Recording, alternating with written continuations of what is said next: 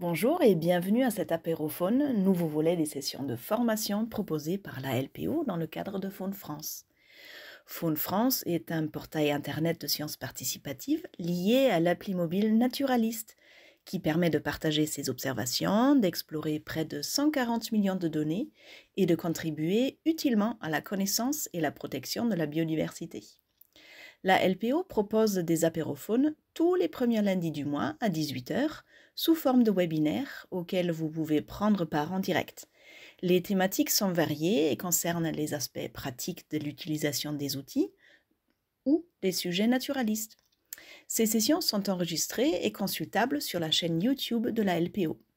Le thème du jour est donc un thème naturaliste, comment débuter dans l'étude des coccinelles, avec Vincent Nicolas, à qui je laisse la parole maintenant.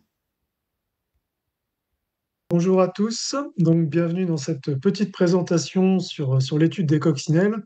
Alors l'étude des coccinelles, il y en a énormément à dire, surtout pour quelqu'un comme moi qui se passionne pour ce domaine-là depuis des années. Là, on va tenir sur une trentaine de minutes, donc un vrai condensé où on va plutôt que de vous faire un cours didactique sur petit 1, la biologie, l'écologie, je vais essayer d'amener la chose de manière un petit peu plus ludique avec des anecdotes afin de vous amener un petit peu à vous intéresser à ce groupe et puis de vous donner quelques principes de base, quelques bons outils pour bien démarrer donc dans l'étude des coccinelles. Donc moi, je fais partie de la toute puissante association des coccinellistes de France. C'est une association qui a été créée en 2016 suite à des rencontres nationales qui avaient eu lieu à Angers. Donc c'est un groupe de gens passionnés, hein. Oula, ça va plus vite que moi. C'est un petit groupe de passionnés, on va dire une vingtaine, une trentaine de personnes, mais ça augmente tous les ans.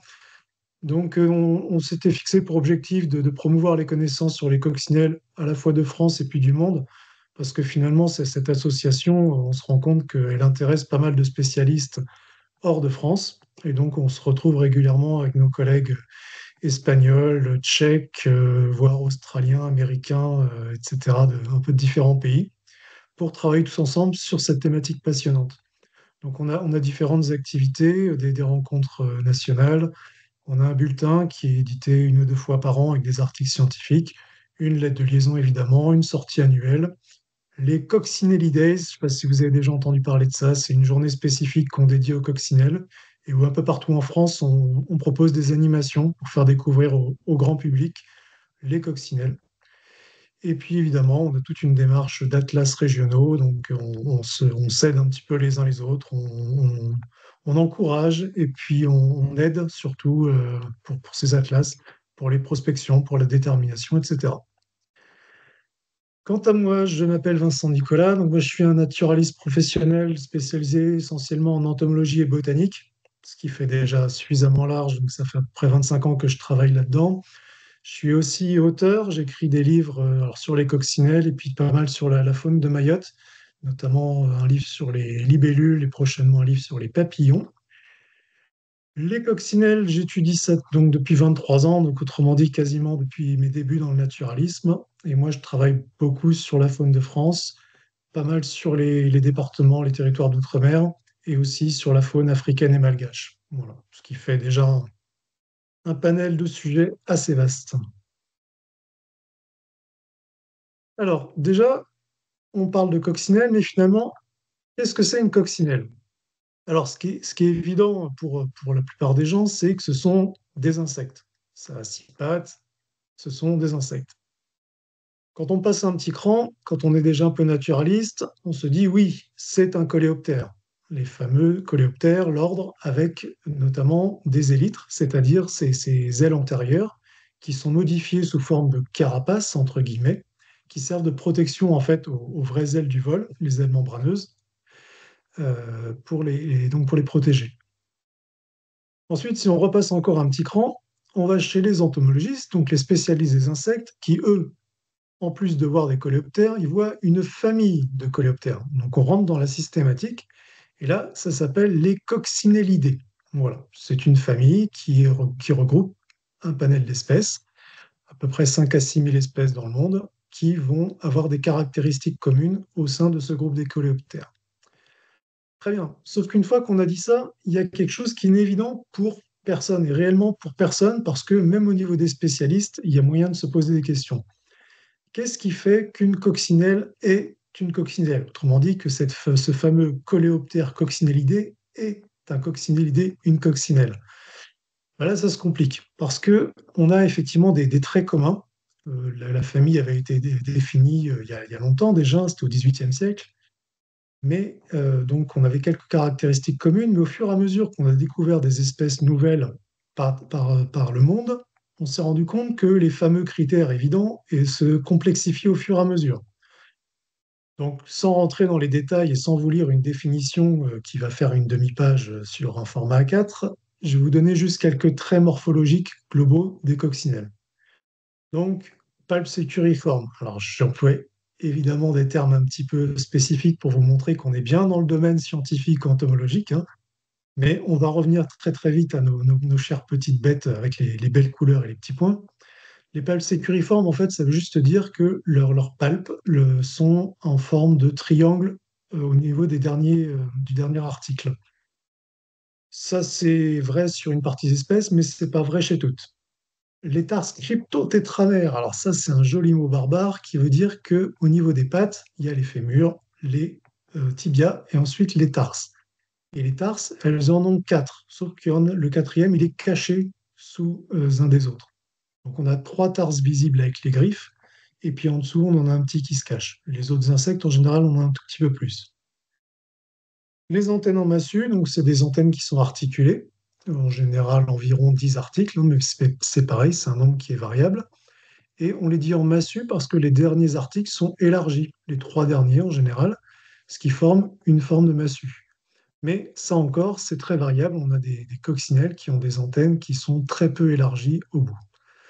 Donc voilà, c'est une notion, vous voyez, qui est finalement sous le mot coccinelle, où on a l'impression de savoir tout de suite de quoi on parle. En réalité, d'un point de vue scientifique, on a une vraie complexité.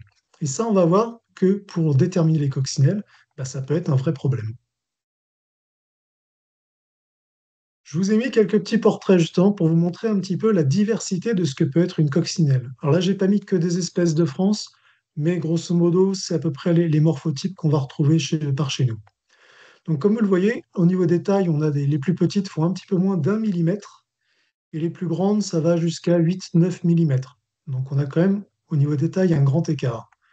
Ensuite, au niveau des formes, ben, on en a qui sont très arrondies, d'autres qui sont plus allongées, et d'autres qui sont comme la troisième, beaucoup plus allongée que large. Il y en a qui sont construits un petit peu comme des tanks, très ramassés sur elles-mêmes, d'autres qui sont plus allongés. Comme vous le voyez, il y en a qui sont poilus, d'autres qui sont pas poilus, d'autres qui sont partiellement poilus. Vous voyez un petit peu, on commence à rentrer un petit peu dans la complexité au-delà de l'image d'Épinal de la coccinelle à 7 points, où on se dit, tiens, le coccinelle rouge à points noirs, très bien, c'est facile. Mais en réalité, si on s'intéresse aux coccinellidés, on voit qu'on a vraiment une très très grande diversité d'apparence et aussi de mœurs d'ailleurs. Donc, au lieu de vous parler en détail de tout ce qui est écologie, biologie, etc., je vous ai mis quelques petites expressions, vrai, faux, plus ou moins faux, pour vous expliquer quelques notions principales. Alors, qu'est-ce qu'on entend souvent quand on parle de coccinelle à n'importe qui? C'est tout de suite, ah bah des coccinelles, moi j'en connais trois. Alors des fois il y en a, c'est que deux ou que une, mais grosso modo il y a la rouge, il y a la jaune et puis il y a l'asiatique. Bon, vous l'avez deviné depuis le début, c'est un petit peu plus complexe que ça. On a environ 130 espèces en France. Actuellement 128, mais en réalité on est à peu près certain qu'on n'a pas fini l'inventaire de la faune de France. C'est pour ça que j'ai tendance à monter à ce chiffre de 130 qui me paraît pas du tout aberrant. Autre chose qu'on entend beaucoup, ça ne mange que des pucerons. Le réflexe tout de suite, coccinelle égale puceron. Ça, c'est bien ancré. En fait, les coccinelles ont un régime alimentaire qui est beaucoup plus varié que ça au sein de la famille et aussi variable selon les espèces. On a bien sûr des espèces prédatrices, comme vous voyez la photo en bas à gauche, prédatrices de pucerons. Mais il n'y a pas que les pucerons, il y a aussi des cochenilles, des acariens, des psylles, voire même des larves de coléoptères, voire même des larves de coccinelles. Donc ça, c'est un cas qui représente pas mal d'espèces. Mais vous voyez, au sein de ces carnassiers, on a quand même une diversité d'alimentation qui est très élevée. La deuxième photo, en partant de la gauche, c'est une toute petite espèce qui est spécialisée dans la chasse d'une certaine catégorie d'acariens. Bon, une fois qu'on a ces carnassiers, on a encore deux catégories, sont les mycophages et les phytophages. Alors, mycophages, c'est ceux qui mangent des champignons, et les phytophages, c'est ceux qui mangent des plantes. Car oui, nous avons un nombre d'espèces non négligeables en France de coccinelles qui mangent soit des champignons, soit des plantes. Alors, les plantes, c'est très très peu répandu. On a très peu d'espèces qui mangent des plantes en France et en Europe. Par contre, quand vous passez en Afrique, par exemple, les phytophages sont dominants dans la faune. C'est les espèces les plus nombreuses. Les mycophages, c'est donc les champignons. Alors, il ne faut pas s'imaginer une coccinelle en train de manger un cèpe de Bordeaux, hein. C'est simplement des micro-champignons, comme les oïdiums. C'est ce qu'on voit en bas à droite avec la petite coccinelle marsupilami, qui va brouter notamment les petits oïdiums qui sont sur les jeunes pousses de chêne, mais aussi sur plein d'autres plantes, hein, notamment en été ou en fin d'été, début d'automne, dans la végétation. Donc, voilà. Au-delà de ces régimes alimentaires, on a des espèces qui sont capables aussi de manger du pollen, du nectar, pour une bonne et simple raison, c'est que la nourriture n'est pas toujours abondante toute l'année, qu'elles n'ont pas forcément toujours le choix. Donc, il y a une nécessaire adaptation et adaptabilité de chaque espèce. Et donc, chaque espèce va avoir un panel de proies plus ou moins étendu, avec la possibilité de se rabattre sur des nourritures qui, certes, seront moins nourrissantes pour elles, leur permettront de pondre moins d'œufs, mais qui leur permettront tout simplement de survivre. Alors, autre chose qu'on dit souvent et qui est un petit peu faux, alors après, là, c'est très, très anthropomorphique ce que je dis, hein, mais c'est exactement ce qu'on entend quand on fait des sorties grand public. C'est oh, les coccinelles, c'est si mignon, c'est si gentil. Ouais. Alors, si on se place à l'échelle de la coccinelle, voire de plus petit, on a quand même des bêtes qui sont quand même des sacrées carnassières, pour certaines. On a un cannibalisme des larves, autrement dit, la meilleure nourriture, la première nourriture pour une larve, des fois, bah, c'est la petite sœur, hein, puisque bah, c'est facilement disponible, elle sort juste de l'œuf. Si je suis sorti avant, il n'y a pas de raison, bonne source de protéines immédiatement disponible. Au-delà de ça, il y a une part des espèces qui va produire des alcaloïdes toxiques. Alors, il n'y a pas de quoi, vous pouvez manger une coccinelle, hein, ça vous tuera pas. Par contre, vous allez trouver ça très mauvais. Et puis, c'est quand même des alcaloïdes très spécifiques. En fait, chaque espèce synthétise ses propres molécules. D'ailleurs, les molécules portent souvent le nom de la coccinelle. Donc, elles se font leur petit cocktail. Si on les embête, elles sortent une espèce de petite goutte qui sort au niveau des pattes. C'est des petites gouttes colorées, en général plutôt jaunes, orangées. Et c'est ce petit liquide donc qui est toxique et qui va empêcher les prédateurs enfin en tout cas qui va pas empêcher forcément les prédateurs de taper sur la coccinelle, mais qui en tout cas va les faire leur laisser un souvenir pour le moins amer. Et donc ne pas réitérer l'opération. Donc aussi potentiel ravageur de culture, je vous ai dit, il y a des phytophages, donc potentiellement pour tout ce qui est culture, alors par exemple sur les cultures de melons ou de famille, famille des cucurbitacées, voire des graminées. On a des espèces qui peuvent, en proliférant localement, faire certains dégâts sur les cultures. Ça, en métropole, c'est réellement pas le cas. Par contre, hors métropole, sur certains secteurs, ça peut arriver. Voilà. Donc, si gentil, la coccinelle, ça dépend de quel point de vue on le voit. Alors, incroyable, mais vrai. Alors ça, on entend des fois des gens qui nous disent, ah, tout le monde me prend pour un fou, hein, mais je me suis fait mordre par des coccinelles. Et oui, c'est vrai. C'est vrai, une coccinelle peut mordre l'homme. Alors, c'est pas une volonté elle va pas se jeter sur vous pour vous égorger. C'est juste qu'en situation de stress, notamment quand on a des fortes chaleurs et quand elle trouve peu à manger, que la coccinelle qui se pose sur votre peau va vous mordre. Ça se, ça se, ça se produit notamment quand vous êtes en sueur. Ça les énerve bien aussi. Donc c'est pas douloureux, mais quand vous en avez beaucoup, ça peut être gênant. Et c'est comme ça qu'on a des plages entières qui se sont vidées comme ça par certains épisodes estivaux, où les gens décrivaient des pluies de coccinelles. En fait, c'est des coccinelles qui ont migré, tout simplement parce qu'elles ne trouvaient pas de nourriture. Et vous savez, au niveau du bord de mer, il y a une rupture de masse d'air qui fait qu'arrivé à cet endroit-là, les coccinelles tombent Donc il y en a plein qui finissent dans la mer et ça fait des rubans sur le sable. Et puis il y en a qui tombent sur les plagistes. Et là, ben, comme elles ont faim, comme il fait chaud, comme tout le monde transpire, et ben, c'est la morsure. Et du coup, on a eu des cas comme ça où avec des pluies de coccinelles, les plages pouvaient se vider sous l'action des morsures. Je vous jure, ma maison est envahie par des coccinelles. Ben là, je vous renvoie à la photo de droite, hein. Donc là, c'est qu'un détail de la photo. C'est une personne en Alsace qui m'avait envoyé ça.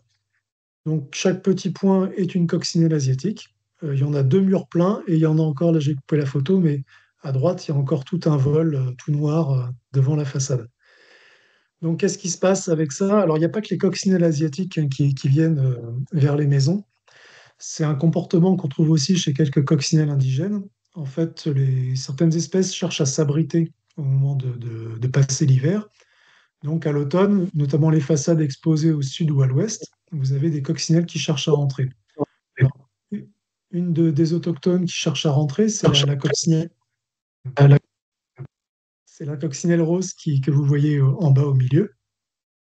Et puis bah, maintenant, ça prend des proportions bien plus spectaculaires avec la coccinelle asiatique, qui elle prolifère énormément et peut faire des effectifs très importants, et donc arriver en masse dans les maisons. Donc j'ai eu différents appels catastrophés de gens qui me disaient le chien n'ose plus rentrer dans la maison, j'en passe à l'aspirateur tous les jours, enfin bref, ça peut avoir des apparitions assez spectaculaires.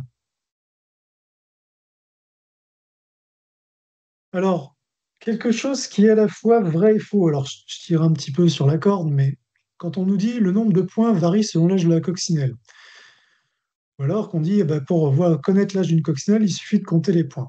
Bon, eh ben, ça dépend comment on formule la question. Si on dit il suffit de regarder la coccinelle, compter les points et on connaît son âge, ça c'est faux. Une coccinelle à 7 points n'a pas 7 ans, une coccinelle à 2 points n'a pas 2 ans, ça n'a rien à voir. Par contre, c'est vrai que le nombre de points va varier, peut varier en tout cas, au fur et à mesure de la vie de la coccinelle. En fait, un développement de coccinelle, ça se passe en plusieurs étapes. On a un œuf, une larve qui va effectuer 4 mues avant de se nymphoser et de donner ce qu'on appelle l'adulte ou l'imago, c'est-à-dire l'insecte parfait, autrement dit, la coccinelle telle qu'on a l'habitude de l'appeler. Or, quand on regarde une larve, là je vous ai mis des photos de coccinelles à 7 points. La larve, vous voyez, si on voulait compter les points, on pourrait compter grosso modo 4 points jaunes.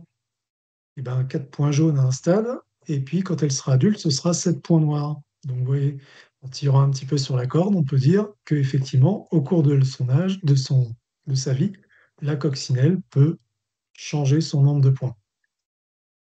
La photo à droite n'est pas une coccinelle 7 points, mais c'est pour vous montrer qu'entre le stade nymphe et le stade vraiment imago coloré, on a un stade où la coccinelle n'est pas colorée. Donc là, la coccinelle n'a simplement pas de points et progressivement, ou de motifs, progressivement, elle va acquérir ses couleurs et ses motifs élytraux.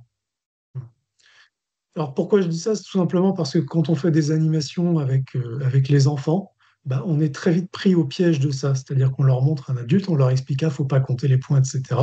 Après, on leur montre une larve, et là, tout de suite, eux vous font remarquer que, bah, tiens, c'est quand même bizarre. Tu nous as dit que le nombre de points ne changeait pas, mais là, c'est la larve, elle a 4 points, et l'adulte, il a 7 points. Alors, voilà. Donc c'est pour ça que cette expression, finalement, ça dépend comment on la formule, mais le nombre de points peut varier avec l'âge de la coccinelle.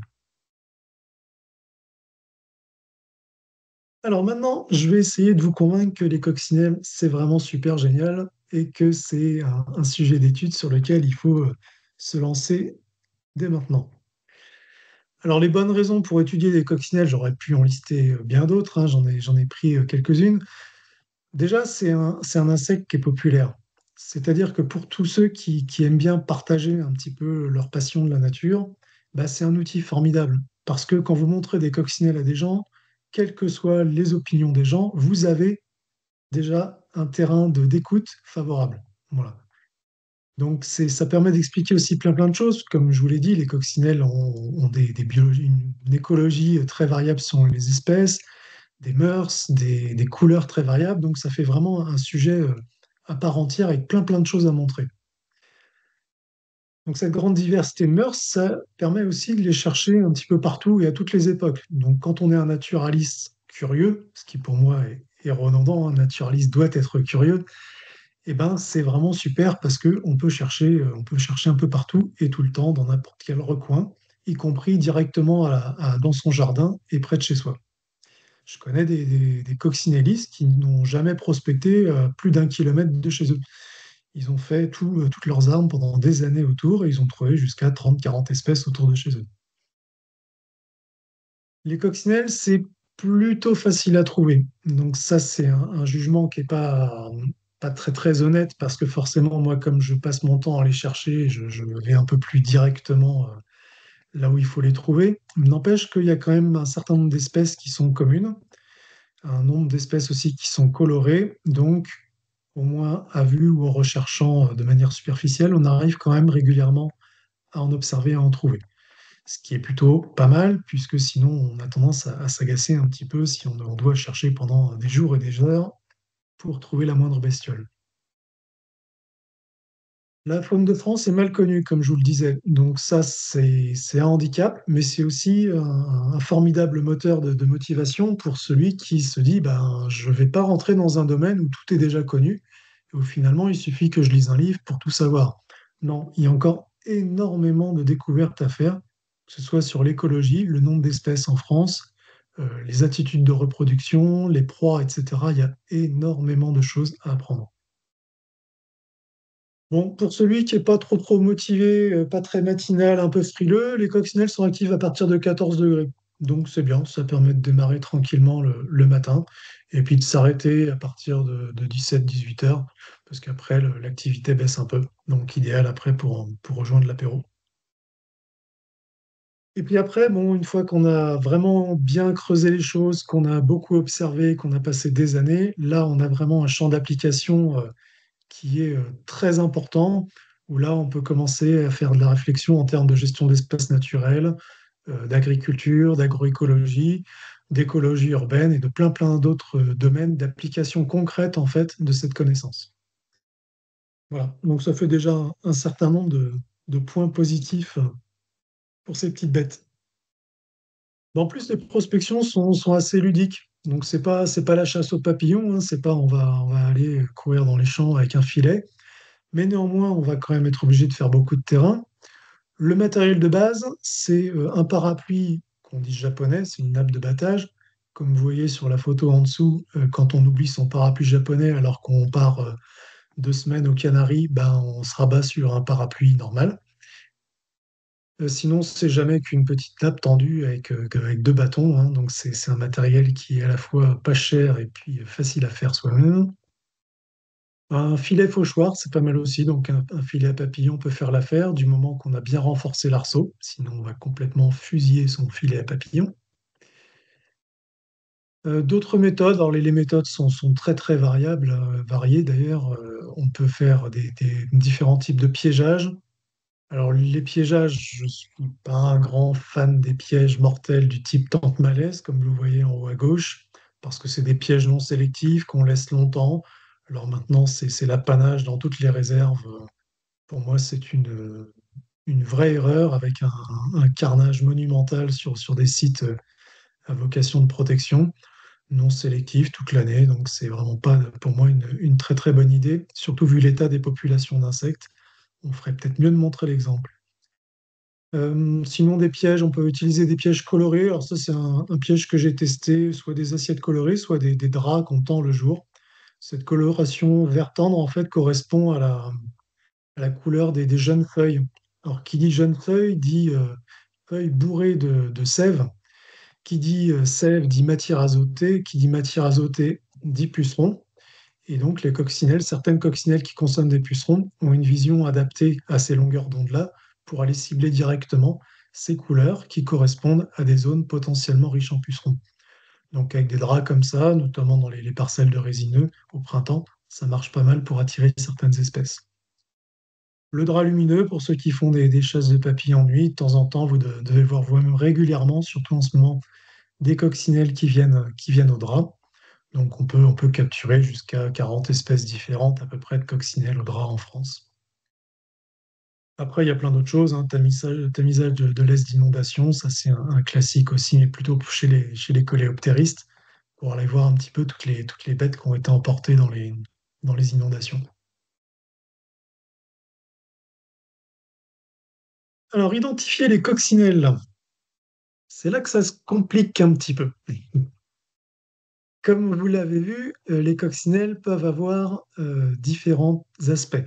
Et une bonne partie des espèces, une bonne moitié des espèces de la faune de France n'ont pas l'apparence de cette image d'épinal de la coccinelle.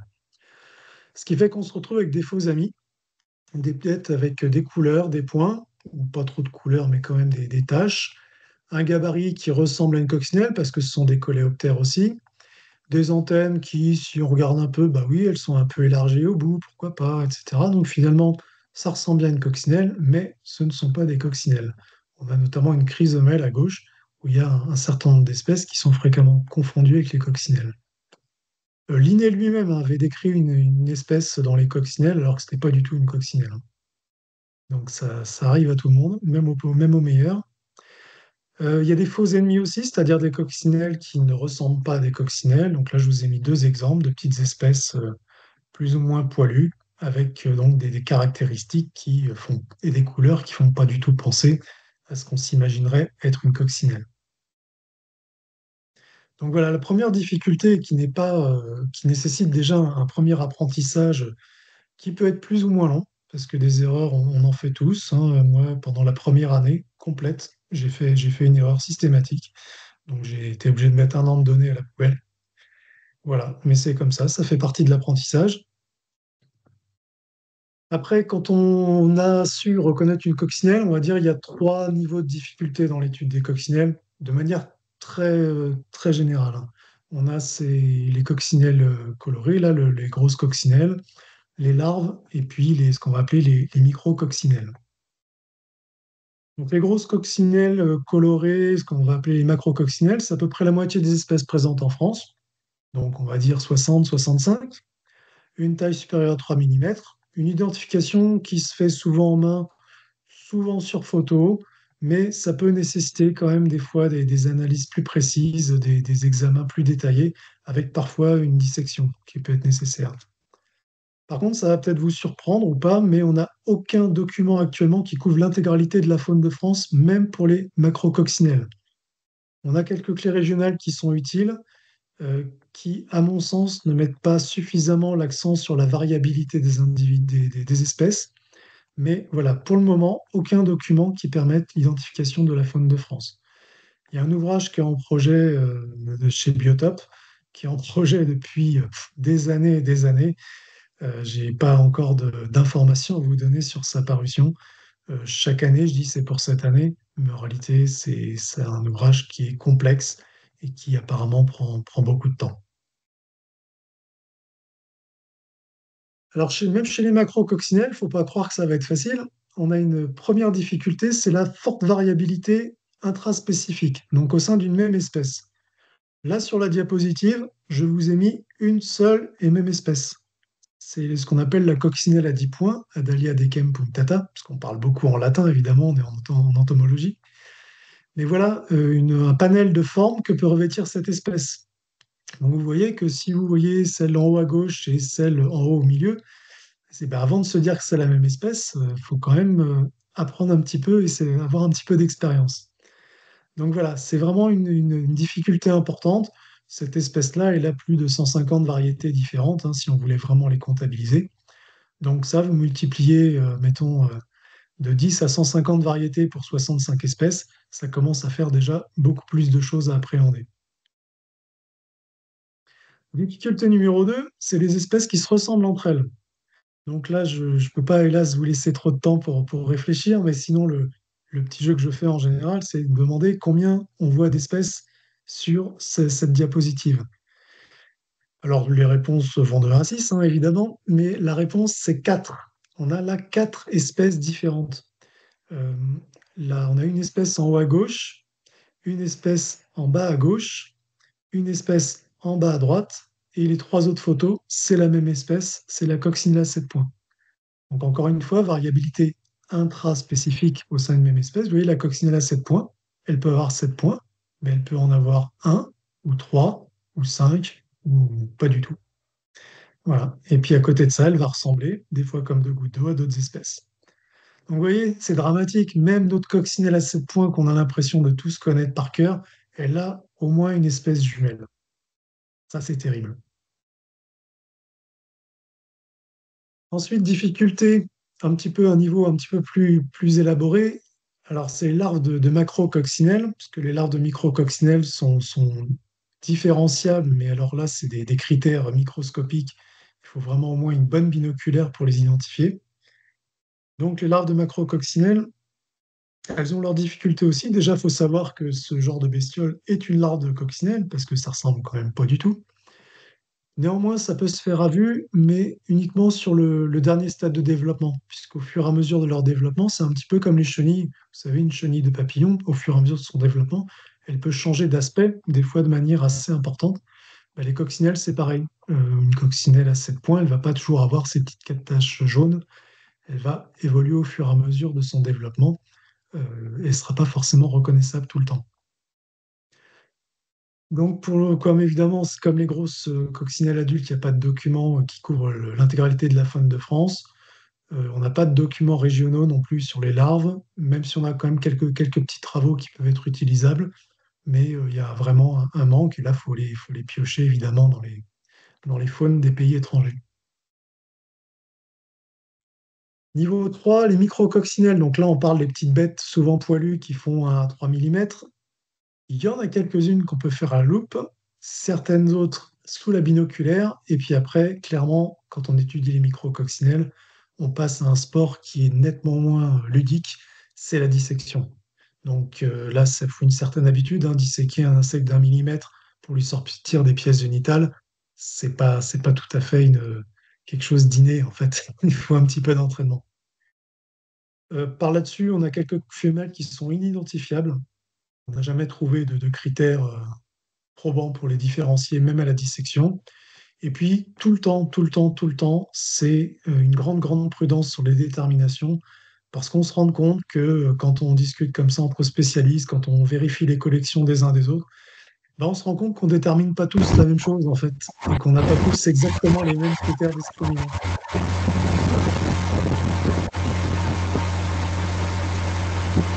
Quelqu'un qui souffle dans son micro, c'est et donc, évidemment, aucun document couvre l'intégralité de la faune de France, même si on a un document qui est une certaine forme de faune de France pour ces petites espèces-là. Elle est devenue obsolète, il y a quelques erreurs, quelques précisions à apporter. Et puis surtout, il manque des espèces, hein. Donc, il n'y a pas de faune complète, en tout cas. Quelques clés régionales qui existent, mais notamment pour le nord de la France maintenant. Mais attention, grande prudence, hein. C'est vraiment des bêtes qui sont même une clé avec une clé en main, on n'est pas à l'abri de faire beaucoup d'erreurs. Il faut beaucoup de pratique et d'expérience sur ces petites bêtes. Bon, néanmoins, comme tout est quand même très intéressant chez les coccinelles, malgré les difficultés, je ne veux pas vous être trop décourageant. Donc oui, bien sûr, il faut se mettre aux coccinelles, mais il faut y aller de manière raisonnable. C'est de l'entomologie, c'est compliqué, mais il y a quand même moyen de faire des choses.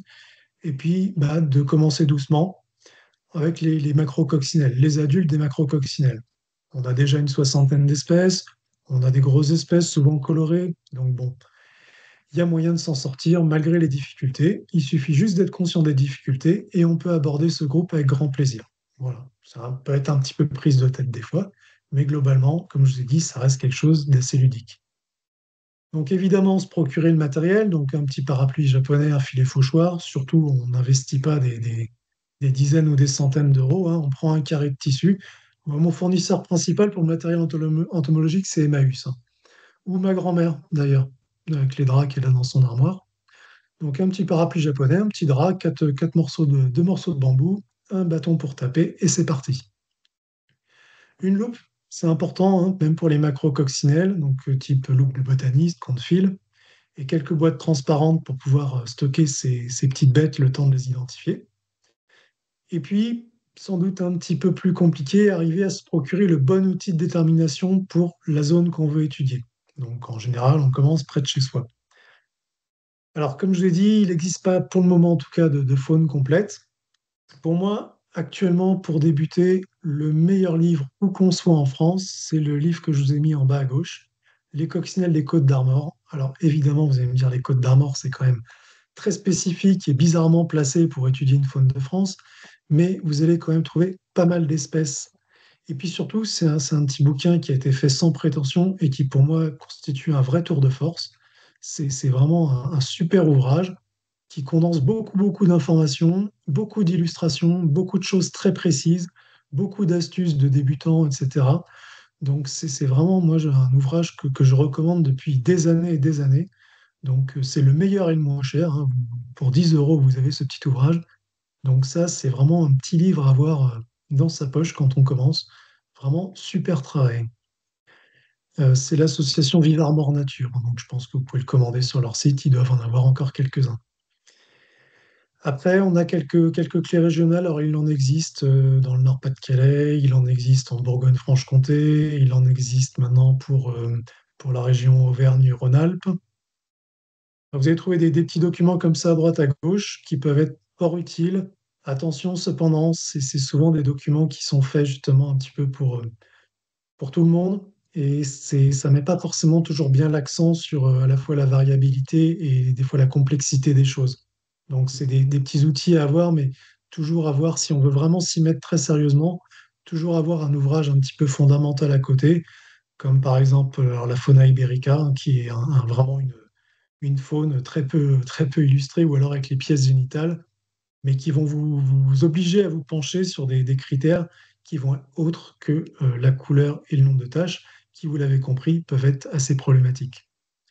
Voilà. Les Anglais, évidemment, hein, souvent en pointe sur les ouvrages. Donc, le guide des coccinelles de Grande-Bretagne, ouvrage utile, mais évidemment assez incomplet pour la faune de France, mais qui va vous donner aussi pas mal d'éléments à la fois visuels et puis aussi très scientifiques, un peu plus complexes que simplement une simple clé illustrée. Et puis, bon, la faune d'Europe centrale, pour ceux qui sont un peu plus à l'est du territoire, où là, on va avoir aussi pas mal d'espèces en commun avec nous, mais encore une fois, ce ne sera pas complet pour la faune de France. Et ça, forcément, quand on n'a pas un ouvrage complet, on prend d'emblée le risque de faire des erreurs. Voilà.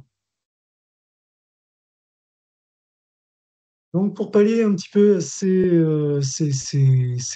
manques d'outils de détermination, ces imprécisions, etc., n'hésitez pas à vous rapprocher de quelqu'un qui en fait. Alors, soit vous avez la chance d'avoir quelqu'un pas loin de chez vous, soit vous faites appel au réseau national avec la COF. Évidemment, n'hésitez pas à vous former, hein. Faut se former tout seul, c'est très sympa, hein, mais n'hésitez pas à participer à des sorties, voire à des stages. J'en profite pour faire ma petite pub dans les stages en Brenne. Si jamais vous avez des crédits de formation professionnelle à utiliser, en septembre, il y aura un stage spécifique sur les coccinelles. Donc n'hésitez pas, c'est le catalogue du CPUE Brenne-Berry. Si possible, greffez-vous un atlas régional parce que renseignez-vous si vous avez ça autour de chez vous. Et ben, ça peut être pas mal parce que dans le cadre des atlas, souvent il y a justement des petites sorties, des petits stages et puis ben, des petits réseaux. Alors, c'est jamais des centaines de personnes, mais en tout cas des petits réseaux qui se montent et qui permettent ben, un petit peu de fréquenter d'autres personnes intéressées et puis ben, du coup de confronter un peu ses connaissances, d'en apprendre d'autres et puis de se remettre en cause, hein. Moi, je le fais régulièrement aussi et ça me fait pas de mal, même après 23 ans. Et puis bien sûr, après, on n'hésite pas à transmettre ces données. Mais alors, on ne transmet pas ces données n'importe comment, s'il vous plaît, parce que des coccinelles sur les bases de données en ligne, il y en a des tonnes, sauf qu'il y en a beaucoup qui sont invérifiables. Et vous avez bien compris que comme même une coccinelle à 7 points, on a des fois des difficultés à l'identifier, quand vous avez une donnée sans photo, bah, à moins de faire pleine confiance à celui qui a identifié, vous êtes incapable de valider. Donc, n'hésitez pas à faire vos identifications, évidemment avec sérieux, comme pour tout. Mais quand vous transmettez vos données, n'hésitez pas à mettre des photos. Vous ferez gagner un temps colossal au validateur et du coup, bah, vos données pourront servir à quelque chose. Voilà. Donc, j'en termine là-dessus. Je vous ai mis les coordonnées dans le diaporama de l'Association des coccinelles de France. Donc, n'hésitez pas à nous rejoindre pour tout ce qui est partage de biblio, d'expériences, de conseils, de validation d'identification, etc. On est un certain nombre à se montrer assez disponible à partager notre passion. Voilà. Et je remercie aussi donc bah, vous déjà, et puis je remercie la LPO et Faune France donc, de m'avoir permis de faire cette petite tribune pour vous encourager à étudier les coccinelles.